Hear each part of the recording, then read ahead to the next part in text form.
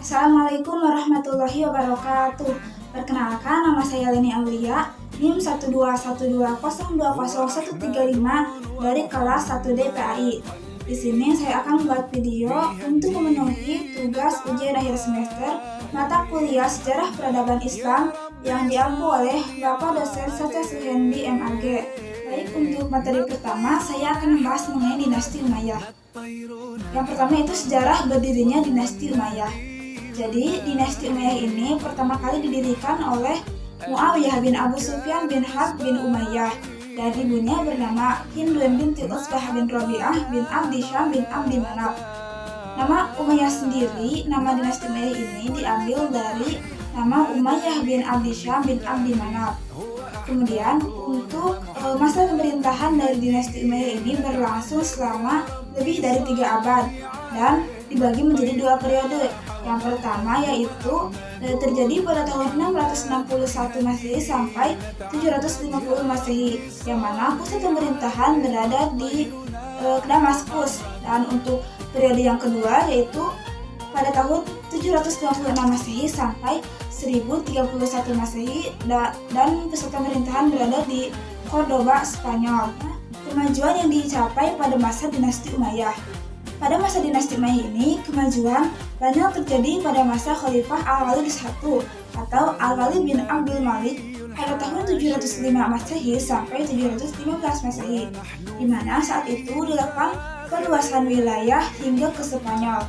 Kemudian, pada tahun itu juga dilakukan pembangunan rumah sakit, pembangunan Masjid Al-Amawi di Damaskus, pembangunan Masjid Al-Aqsa di Yerusalem, dan juga perluasan Masjid Nabawi.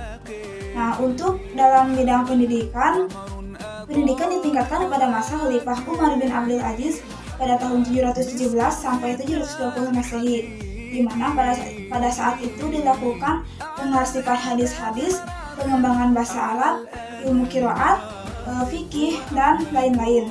Kemudian untuk kemajuan lain yang dicapai pada masa dinasti Umayyah ini yaitu diantaranya pemisahan kekuasaan, pembagian wilayah, dibentuknya beberapa departemen, kemudian dibentuk juga organisasi keuangan, organisasi kehakiman, dan juga organisasi ketentaraan. Selanjutnya, setelah beberapa abad Bani Umayyah ini memerintah, sampailah pada masa kemunduran. Nah, yang mana kemunduran ini terjadi disebabkan oleh beberapa faktor. Yang pertama yaitu adanya perlawanan dari golongan lain, yaitu dari golongan Syiah. Nah, yang mana pada saat itu mereka melakukan pemberontakan pada tahun 685 sampai 687, yang disebut pemberontakan Mukhtar. Kemudian juga adanya persaingan tradisional antara golongan suku Arab Utara dengan suku Arab Selatan. Selanjutnya, persaingan antar anggota dan juga kehidupan di istana yang bermewah-mewahan, serta munculnya golongan Bani Hashim yang dipelopori oleh Al-Abbas yang juga didukung oleh kaum Syiah dan Al-Mawali yang melakukan pemberontakan. Baik, untuk materi yang kedua yaitu mengenai dinasti Abbasiyah. Nah, dinasti Abbasiyah ini pertama kali didirikan oleh Abu Abbas As-Saffah bin Muhammad bin Ali bin Abdullah bin Abbas, yang mana berdiri pada tahun 132 Hijriah atau 750 Masehi. Nah, beliau ini lahir di Humaimah pada tahun 104 Hijriah dan wafat di Hashimiyah pada bulan Zulhijjah 136 Hijriah. Adapun untuk faktor dari keberhasilan pendirian dinasti Abbasiyah ini yaitu yang pertama adanya solidaritas kekeluargaan daripada golongan Bani Abbasiyah. Kemudian golongan Bani Umayyah yang pada saat itu memang sudah sangat lemah, dan juga golongan Bani Umayyah ini bercorak sentris. Selanjutnya golongan Bani Abbasiyah memiliki kekuatan militer yang sangat luar biasa sehingga mampu melawan atau melakukan pemberontakan terhadap golongan Bani Umayyah. Selanjutnya, kemajuan-kemajuan yang dicapai pada masa dinasti Abbasiyah. Nah, pada masa dinasti Abbasiyah ini, Islam mengalami kemajuan dalam berbagai bidang. baik itu dalam bidang sosial budaya, politik, dan lain-lain. Yang pertama dalam bidang sosial budaya ya. Dalam bidang sosial budaya ini, dinasti Abbasiyah mengalami kemajuan karena pada saat itu diberlakukan akulturasi dan juga asimilasi masyarakat. Kemudian dalam bidang sastra bahasa, pada saat itu dikenal Abu Nawas dan Abu Athaillah dengan karyanya diantaranya yaitu Kitab Kalilah wa Dimna. Kemudian dalam bidang studi musik juga Nasiruddin At-Tusi dan juga Kutubuddin Asy-Syirazi dengan karyanya yaitu Risalah-risalah musik di Sekolah Marga. Kemudian dalam bidang politik dan militer juga Abbasiyah ini tidak kalah majunya. Sebagaimana dikatakan tadi dalam bidang militer, Bani Abbasiyah ini memang mengalami kemajuan yang sangat pesat. Kemudian dalam bidang pendidikan ilmu pengetahuan umum memang sangatlah maju, baik itu dalam bidang kedokteran, fisika, kimia, geografis, kemudian dalam bidang optik, antidot, musik, dan juga masih banyak lagi. Tak kalah majunya lagi dalam bidang ilmu agamanya. Dalam bidang ilmu agamanya mengalami kemajuan yang sangat pesat, baik itu dalam bidang fikih, kemudian tasawuf, hadis, ilmu qiraah, kemudian dan masih banyak lagi. Adapun faktor eksternal dari kehancuran daripada dinasti Abbasiyah ini yaitu adanya perang salib. Selanjutnya saya akan menjelaskan mengenai masuknya Islam ke Andalusia. Nah, Andalusia ini merupakan nama yang dikenal di dunia Arab yang sekarang ini terdiri dari Spanyol dan juga Portugal. Spanyol pertama kali diduduki oleh Islam pada masa pemerintahan Al-Walid pada masa dinasti Umayyah. Nah, pada saat itu Spanyol ditaklukkan oleh 3 orang pahlawan, yaitu Tariq bin Malik sebagai perintis dan juga penyelidik, kemudian Tariq bin Ziyad sebagai penakluk, dan juga Musa bin Nusair. Selanjutnya, perkembangan Islam di Andalusia. Nah, perkembangan Islam di Andalusia ini terbagi menjadi 6 periode.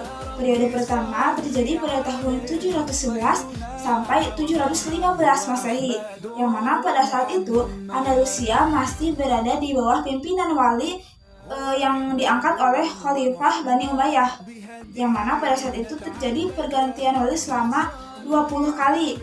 Nah, pada saat itu Islam di Andalusia belum sampai melakukan pembangunan dan juga kegiatan kebudayaan. Kemudian untuk periode kedua terjadi pada tahun 755 Masehi sampai 912 Masehi.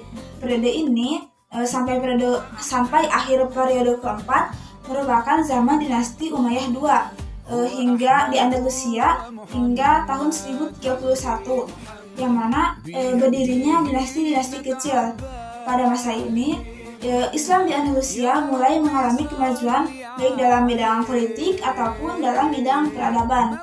Penguasa pertamanya adalah Abu Ar-Rahman Ad-Dakhil, seorang keturunan dari Bani Umayyah yang lolos dari kejaran dinasti Abbasiyah yang pada saat itu ingin menggulingkan dinasti Umayyah. Selanjutnya, periode ketiga di Andalusia ini terjadi pada tahun 912 Masehi sampai 1012 Masehi. Pada masa ini pertama kali dipimpin oleh Abdurrahman An-Nasir III hingga raja-raja kelompok. Kemudian pada masa ini Islam di Andalusia mencapai puncak kejayaan dan kemajuan yang mampu menyaingi kejayaan dinasti Abbasiyah di Baghdad. Nah, raja-raja besar yang terkenal pada masa ini adalah Abdurrahman An-Nasir, kemudian Hakam II, dan juga Hisham II. Kemudian pada tahun 1013 sampai 1086 merupakan periode keempat dari Andalusia. Nah, Andalusia ini pada saat itu terbagi menjadi 30 kerajaan-kerajaan kecil, terpecah menjadi 30 kerajaan-kerajaan kecil. Di antaranya ada Bani Abbad di Seville, kemudian Bani Hud di Saragossa, Bani Zunnun di Toledo, Bani Ziri di Granada, Bani Hamud di Cordova, dan pada saat itu kehidupan intelektual semakin berkembang meskipun keadaan politiknya yang semakin tidak stabil. Pada masa periode keempat yang terjadi pada tahun 1086 sampai 1248, yang mana pada saat ini Andalusia dipimpin oleh golongan dinasti Muwahhidun dan juga dinasti Murabitun. Kemudian pada masa periode ke-6 yang terjadi pada tahun 1248 sampai 1492 Masehi, Islam di Andalusia dipimpin oleh dinasti Bani Ahmar, hanya di Granada saja. Akan tetapi pada masa ini Islam di Andalusia mengalami perkembangan sebagaimana pada masa Abdurrahman An-Nasir, di mana pada saat itu muncullah filsuf-filsuf besar seperti Ibnu Tufail, Ibnu Bajjah, dan juga Ibnu Rushd. Kemudian pada masa Andalusia ini banyak mengalami prestasi-prestasi dalam berbagai bidang. Yang pertama, dalam bidang ilmu pengetahuan. Dalam bidang ilmu pengetahuan, Andalusia ini banyak mengembangkan ilmu dalam bidang filsafat, sains, fikih, kemudian musik, seni, kesenian, bahasa, dan juga sastra. Nah, kemudian untuk bidang pembangunan, dalam bidang pembangunan ini, Andalusia melakukan pembangunan gedung-gedung seperti kota, istana, dan juga masjid. Nah, di antara bangunan yang terkenal pada masa Andalusia ini yaitu pembangunan Masjid Cordova, kemudian Kota Zahra, kemudian Ja'fariyah di Saragossa, ada juga tembok Toledo, selanjutnya Istana Al-Ma'mun, kemudian Masjid Seville, dan yang terakhir ada Al-Hamra di Granada. Selanjutnya memasuki fase kemunduran dan kehancuran Islam di Andalusia. Nah, faktor-faktor kemunduran dan kehancuran Islam di Andalusia ini disebabkan oleh beberapa faktor. Yang pertama, adanya konflik antara Islam dan juga Kristen. Selanjutnya, tidak adanya ideologi sebagai nomor satu. Kemudian, kesulitan dalam bidang ekonomi. Selanjutnya, negara Andalusia ini memang jauh dari dunia Islam yang lainnya, sehingga mengharuskan Andalusia ini berjuang sendiri tanpa adanya bantuan dari negara Islam dunia lainnya kecuali dari Afrika Utara. Untuk materi selanjutnya yaitu mengenai peradaban Islam pada masa dinasti-dinasti kecil. Nah, dinasti-dinasti kecil ini muncul karena adanya mereka para pemimpin lokal yang melakukan pemberontakan dan berhasil menguasai daerahnya masing-masing secara penuh, memerdekakan daerahnya masing-masing, dan juga mereka yang ditunjuk menjadi gubernur oleh khalifah pada masa dinasti Abbasiyah itu semakin kuat untuk memimpin daerahnya masing-masing. Maka tak heran dalam waktu yang relatif singkat daerah timur dan daerah barat daripada Baghdad ini muncullah dinasti-dinasti kecil yang melakukan otonom yang lepas kontrol daripada pemerintahan Abbasiyah. Selain itu, faktor geografis ternyata menjadi salah satu faktor penyebab berdirinya dinasti-dinasti kecil ini. Jadi pada saat itu kan Abbasiyah pusat memberikan kekuasaan, memberikan mandat kepada para gubernur wilayah untuk melakukan penarikan pajak dan juga wewenang untuk mengelola kekuasaan di daerah agar mereka atur sendiri. Nah, tanpa disadari, pemberian mandat tersebut ternyata membuat para gubernur, para pemerintah daerah melakukan pendirian dinasti-dinasti kecil. Untuk yang pertama, dinasti-dinasti kecil di barat. Dinasti-dinasti kecil di barat yang pertama ada dinasti Idrisiyah. Dinasti Idrisiyah ini dibangun oleh seorang penganut Syiah yaitu Idris bin Muhammad pada tahun 172 Hijriah atau 795 Masehi, yang mana pada saat itu dinasti Idrisiyah ini merupakan dinasti Syiah pertama yang berusaha memasukkan paham Syiah ke daerah Maroko dengan sangat halus. Nah, Muhammad bin Idris ini merupakan salah satu keturunan dari Nabi Muhammad SAW, yang mana Idrisiyah ini merupakan cucu dari Hasan, putranya Ali bin Abi Thalib. Yang kedua ada dinasti Aghlabi. Dinasti Aghlabi ini didirikan oleh Ibrahim bin Aghlab, putra dari pegawai Khurasan, yaitu tentara Bani Abbasiyah.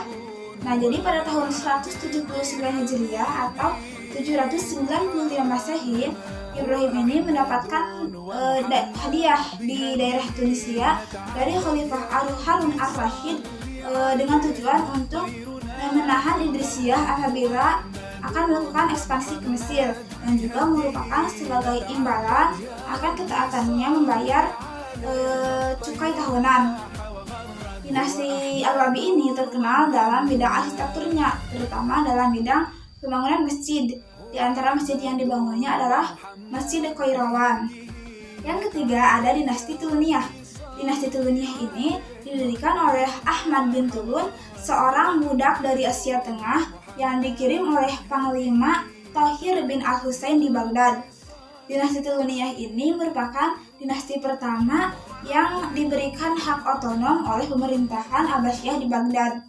Adapun kemajuan yang dicapai yang dialami oleh pemerintahan dinasti Tuluniyah ini yaitu dalam bidang seni dan juga sastra. Nah, untuk yang keempat ada dinasti Ikhsidiyah. Dinasti Ikhsidiyah ini didirikan oleh Muhammad bin Tulgi yang diberi gelar Ikhsidi yang artinya pangeran. Dinasti ini berdiri pada tahun 935 Masehi. Pada masa ini, di Mesir mengalami perkembangan yang sangat pesat dalam bidang ilmu pengetahuan. Dinasti Ikhsidiyah ini mengalami kemajuan pada masa Khalifah dinasti Ikhsidiyah yang keempat, yaitu pada masa Kafur.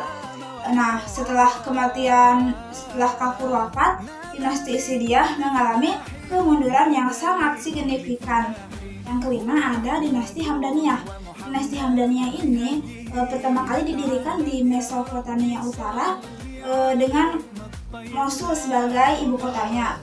Mereka adalah keturunan dari Hamdan bin Hamdun dari suku Taklib yang pada tahun 944 Masehi menyebar hingga ke Suriah Utara. Di bawah pimpinan Saif al-Da'wah, mereka berhasil merebut Aleppo dan juga Hims dari keturunan Ikhsidiyah. Yang kedua ada dinasti-dinasti kecil di timur.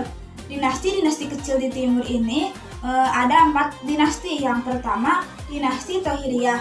Nah, dinasti Tohiriyah ini berada di daerah Khurasan.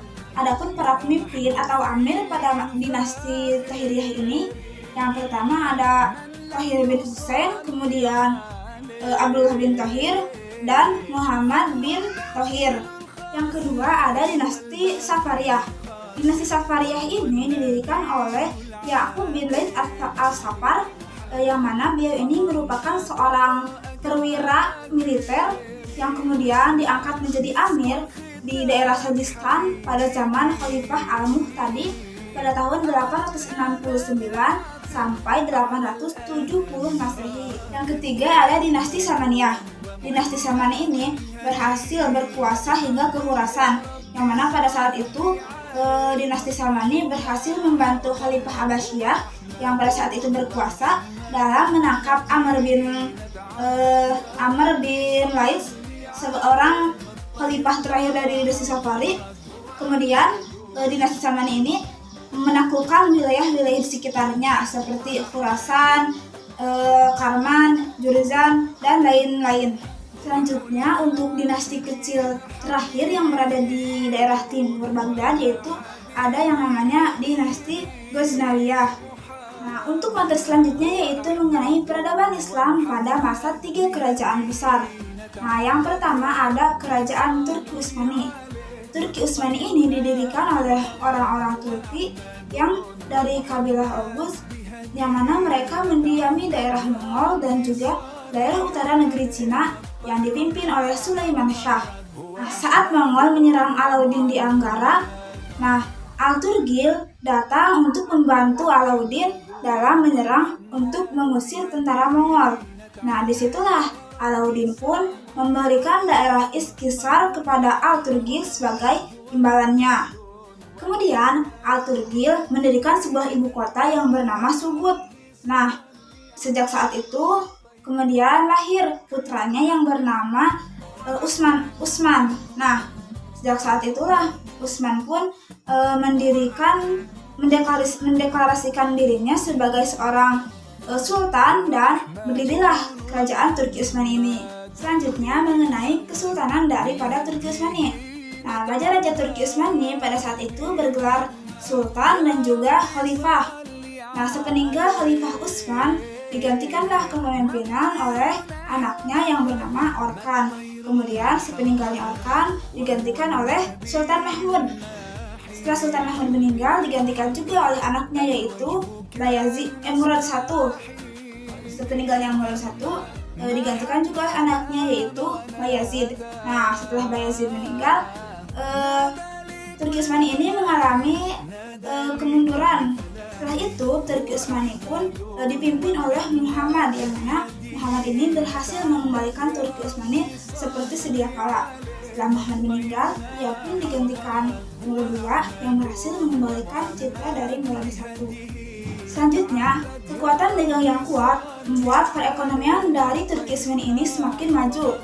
Selain itu, Muhammad Al-Fatih juga berhasil menaklukkan kota Venice, Rhodos, Itali, Crimea yang lebih dikenal dengan Konstantinopel II. Nah, selanjutnya kemunduran daripada Turki Utsmani.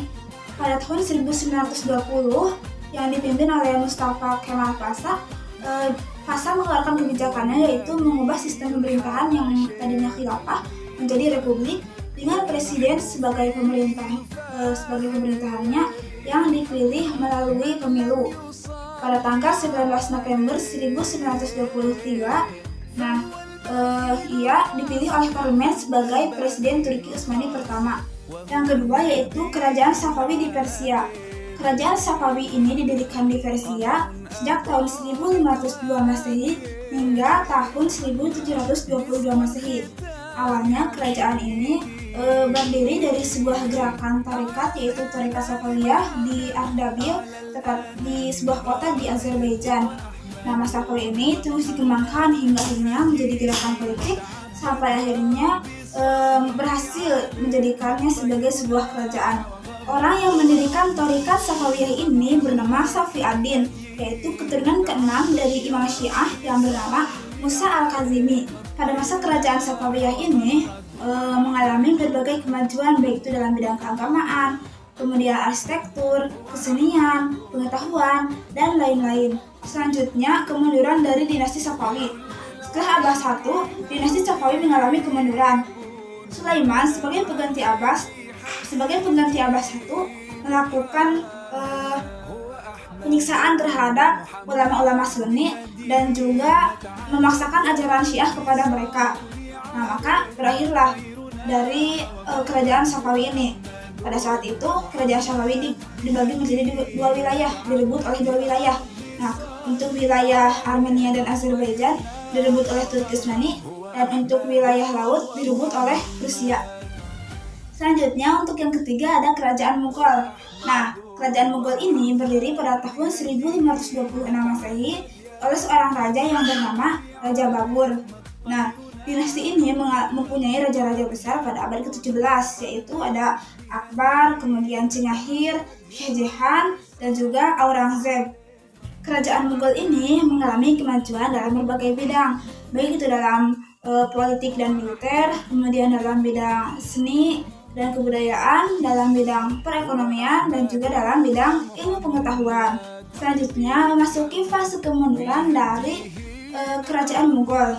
Nah, Kerajaan Mughal ini mengalami kemunduran pada abad ke-18 Masehi.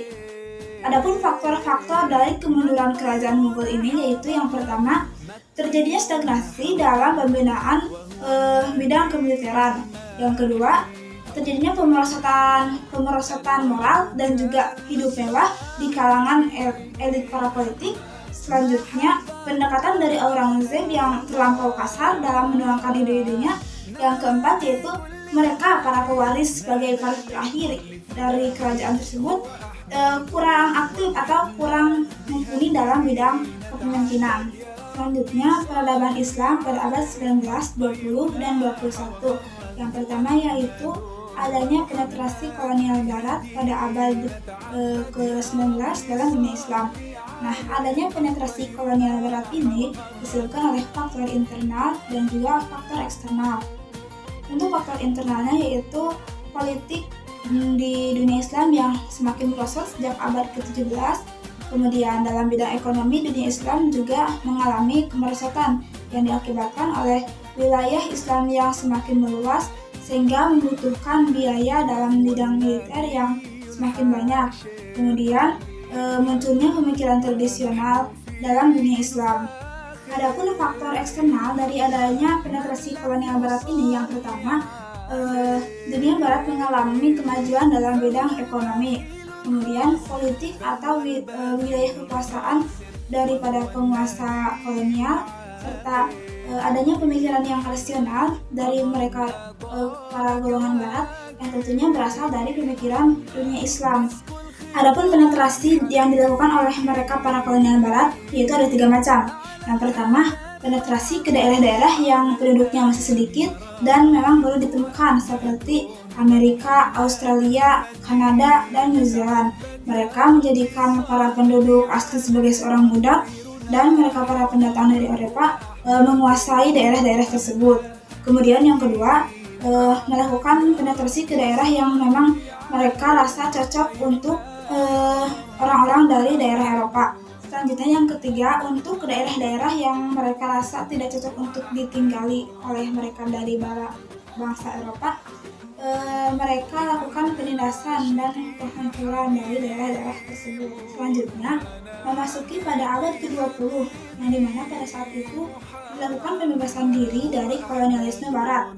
Nah, untuk melakukan pembebasan diri dari kolonialisme Barat di Eropa ini, umat Islam melakukan berbagai cara. Yang pertama yaitu melakukan gerakan membebaskan diri atau memisahkan diri dari dalam berbagai hubungan dengan para kolonialisme, baik itu dalam bidang sekolah ataupun lembaga-lembaga lainnya. Kemudian juga dilakukan sekularisme dan juga westernisasi sebagai alternatif lain yang dianut atau yang dipakai oleh Turki Utsmani, kemudian Mesir, dan juga Iran. Yang ketiga, dilakukannya gerakan modernisme Islam. Selanjutnya, perkembangan Islam pada abad 21, yaitu yang terjadi pada tahun 2001 hingga 2100 Masehi, yang mana pada abad ini disebut dengan era atau zaman milenial, yaitu zaman yang sekarang sedang kita jalani ini. Nah, seiring berjalannya waktu, agama Islam pun mengalami berbagai perubahan dan pembaharuan. Nah, dalam masa sekarang ini mulai muncullah berbagai organisasi keislaman dan juga para cendekiawan muslim. Adapun contoh para cendekiawan yang muncul pada abad 21 ini seperti Ibnu Utsaimin, kemudian Muhammad Syah, Ahmad Nurani, kemudian Nurhalis Majid, dan masih banyak lagi. Kemudian contoh dari organisasi keislaman yang muncul pada masa ini yaitu seperti Muhammadiyah, kemudian Nahdlatul Ulama, Jamaah Tabligh, dan masih banyak lagi. Baik, memasuki materi yang terakhir yaitu mengenai sejarah Islam di Indonesia. Yang pertama, sejarah masuknya Islam di Indonesia. Para ahli berpendapat bahwa Islam masuk ke Indonesia melalui jalur perdagangan bangsa Arab. Akan tetapi ada juga yang berpendapat bahwa Islam masuk ke Indonesia melalui para pedagang Cina dan juga para pedagang Persia. Akan tetapi muncul kesepakatan yang mengatakan bahwa Islam masuk ke Indonesia ini melalui jalur perdagangan Muslim melalui jalur sutra di Selat Malaka. Adapun jalur sutra lainnya di Indonesia yaitu daerah Tidore, Ternate, dan juga Banada. Adapun untuk strategi dakwah yang dilakukan untuk mengembangkan Islam di Indonesia itu menggunakan strategi pendidikan, perkawinan, perdagangan, tasawuf, politik, dan juga kesenian. Selanjutnya memasuki fase perkembangan Islam di Nusantara. Nah, fase perkembangan Islam di Nusantara ini terbagi menjadi 4 fase. Yang pertama, pada fase pertama ini terjadi dari awal Masehi hingga tahun 9 Masehi, yang dimana pada saat itu para pedagang atau para komunitas Nusantara bergabung dengan para pedagang dari musafir Arab, Persia, India, dan Suriah, dan lain-lain. Fase kedua terjadi pada abad 11 sampai 11 Masehi, di mana pada saat itu akibat adanya perdagangan tersebut, mereka para pedagang yang bukan Islam memeluk agama Islam, kemudian bergaul dengan masyarakat lokal Nusantara. Selanjutnya fase ketiga ini berlangsung pada abad ke-11 sampai abad ke-13. Nah, pada fase ketiga ini mulailah dibangun pemukiman di Nusantara, baik di daerah pesisir ataupun di daerah pelosok. Nah, pada fase keempat, yaitu pada tahun 13 sampai 16 Masehi, merupakan fase di mana mulailah dibentuk kekuatan-kekuatan politik dan juga kesultanan di Nusantara. Perkembangan Islam yang berada di Nusantara ini tidak terlepas dari para mereka Wali Songo. Wali Songo ini adalah orang yang mendakwahkan atau menyebarkan agama Islam di bumi Nusantara. Nah, sesuai dengan namanya, Wali Songo berarti ada 9 wali. Yang pertama yaitu Sunan Gresik, kemudian Sunan Ampel, Sunan Bonang, Sunan Giri, Sunan Derajat, Sunan Kalijaga, Sunan Kudus, Sunan Gunung Jati, dan yang terakhir ada Sunan Muria. Nah, mereka lah yang menyebarkan agama Islam ke Nusantara dengan berbagai cara yang mereka lakukan sesuai dengan kebudayaan masyarakat Islam kebudayaan masyarakat Indonesia pada masa itu. Kemudian setelah Sunan Muria wafat, yang mana beliau merupakan Wali Songo terakhir, maka penyebaran Islam pun dilanjutkan oleh ulama pasca Wali Songo, yaitu yang pertama ada Syekh Muhammad Yusuf Al-Makassari, kemudian Abdus Somad Al-Falindani, dan yang ketiga ada Syekh Muhammad Nawawi bin Umar Al-Batani, yang mana mereka juga tak kalah pentingnya dalam menyebarkan agama Islam di Nusantara ini. Selanjutnya, kerajaan Islam di Nusantara. Yang pertama ada Kerajaan Samudra Pasai. Kerajaan Samudra Pasai ini merupakan kerajaan Islam pertama yang ada di Nusantara, yang mana kerajaan ini berkembang pada abad ke-13 dengan lokasinya yaitu di Semenanjung Timur Lok Sumawe, dengan raja pertamanya yaitu Sultan Malik As-Soleh. Kerajaan Islam yang kedua yaitu ada Kerajaan Aceh Darussalam. Kerajaan ini didirikan oleh Sultan Ali Mugyad Shah yang dinobatkan pada Ahad 1 Jumadil Awal 1913 Hijriah. Nah, Kerajaan Aceh Darussalam ini mengalami kejayaan pada masa kerajaan Sultan Iskandar Muda. Yang ketiga ada Kerajaan Demak. Kerajaan Demak ini berdiri pada tahun 1500 Masehi dengan rajanya yaitu Raden Fatah yang bergelar Sultan Akbar Al-Fatih. Nah, Sultan Akbar Al-Fatih ini memerintah selama 18 tahun dari tahun 1500 sampai 1518 Masehi dan mengalami banyak kemajuan terutama dalam bidang pertanian. Yang keempat ada Kerajaan Mataram dengan raja pertamanya yaitu Sutawijaya dengan pusat pemerintahan yaitu di Kota Gede di sebelah tenggara Yogyakarta. Nah, Kerajaan Mataram ini mengalami masa keemasannya pada masa Sultan Agung. Yang kelima ada Kerajaan Banten, berdiri pada tahun 1526 yang didirikan oleh Kerajaan Demak I, Kesultanan Demak yang melakukan perluasan wilayah ke daerah barat. Kerajaan Demak ini mengalami masa kejayaan pada masa Abu Fatah Abdul Fatah atau yang sering kita kenal dengan Sultan Agung Tirtayasa. Selanjutnya yang terakhir yaitu Kerajaan Ternate dan Tidore. Kerajaan Ternate dan Tidore ini terletak di sebelah barat Kepulauan Halmahera, Maluku Utara. Adapun wilayah kekuasaan dari kerajaan ini yaitu meliputi sebagian Papua dan juga Kepulauan Maluku. Nah, untuk masa kejayaannya, kerajaan ini mengalami kejayaan pada masa Sultan Hasanuddin. Baik, itu saja materi yang bisa saya sampaikan. Mudah-mudahan ada manfaatnya dan mohon maaf bila ada kesalahan. Terima kasih. Wassalamualaikum warahmatullahi wabarakatuh.